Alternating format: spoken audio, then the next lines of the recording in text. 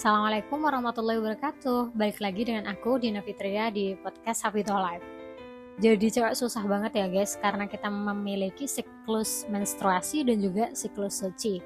Yang pastinya ketika menjelang menstruasi kita memiliki mood swing yang penuh huru-hara, ngerasa berminyak, berjerawat, breakout mukanya kayak ngerasa gak cantik gitu. Terus ngerasa kesulitan untuk stay on track, bisa lihat everyday, itu bakal susah banget. Tapi sebenarnya kalau kalian memiliki siklus yang konsisten, atau kalian udah tahu bahwa bulan ini aku akan haid di tanggal berapa dan selesai di tanggal berapa, pasti itu lebih mudah untuk ditanggulangi. Nah, kalian ini sebenarnya tim yang mana nih? Apakah kalian tim yang ketika haid istirahat, atau tim yang masih salihah banget, yaitu tetap ziyadah, tetap murojaah banyak-banyak, tetap beraktivitas meskipun haid datang? Kalian kira-kira tim yang mana? Karena kali ini aku bakal bahas sesuai dengan tim aku, yaitu tim yang ketika haid itu istirahat.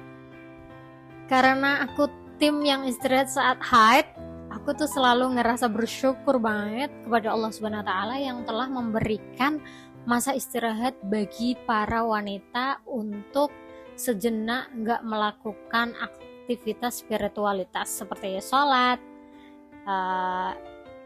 puasa.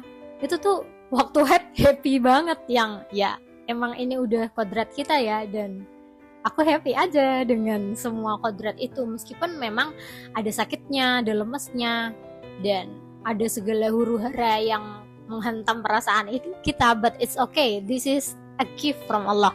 Terus aku jadi bisa mengalihkan pikiranku bahwa ketika saat aku suci, aku harus super rajin banget, maksimalin segala ibadah yang bisa dilakuin saat suci, sholat sunnah, sholat wajib, berpuasa, aku maksimalin, banyak-banyak murojaah, nambah hafalan semaksimal mungkin, aku maksimalin.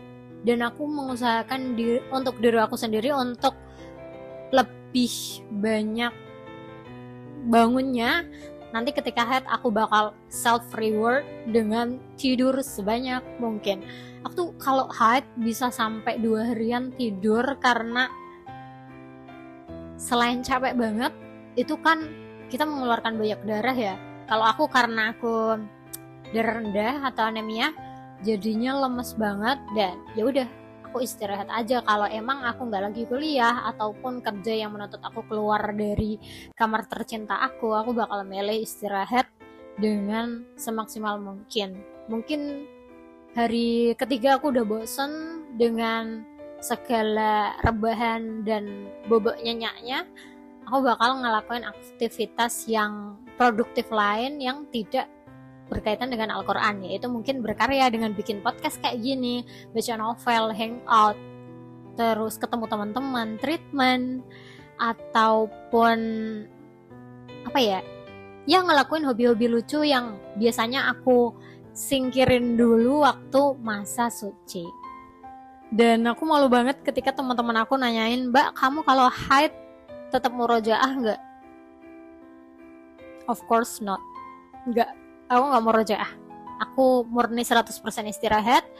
Mungkin kalau haid aku bakal ngisi waktu aku untuk mempelajari Al-Quran itu dengan mendengarkan podcast-podcast tentang tafsir Al-Quran, sehingga kalau aku lupa ayat itu aku bisa nge-recall ayat tersebut melalui pengetahuan aku tentang tafsir Al-Quran tersebut.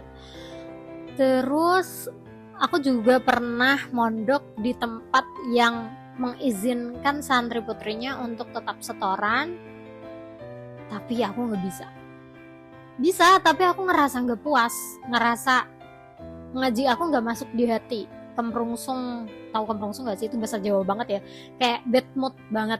Terus pada akhirnya aku bilang sama guru aku untuk istirahat sejenak waktu haid, nanti waktu aku suci aku menjanjikan untuk setoran atau ziyadah dengan semaksimal mungkin, seperti itu. Jadi kadang aku juga ditanyain sama teman-teman yang bagaimana aku tuh kayak nggak ada waktu untuk istirahat. Terus aku tanya dong, lah kamu kalau haid gimana?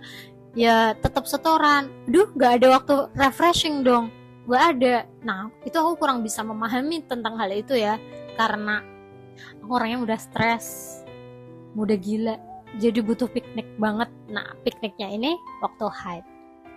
Nah karena saat suci kita tuh udah banyak banget murojaahnya, ziyadahnya, udah melakukan semaksimal mungkin amalan-amalan yang dilakukan saat suci, akan lebih baik ketika haid kita gaspol amalan yang sunnah seperti berzikir, sholawat, belajar, dengerin podcast tentang Quran. Itu bisa ngebantu kamu untuk jauh lebih deket lagi dengan Al-Quranmu, ataupun berkarya, atau melakukan hobi apapun yang biasanya kamu itu nanti dulu bisa kamu lakuin waktu haid.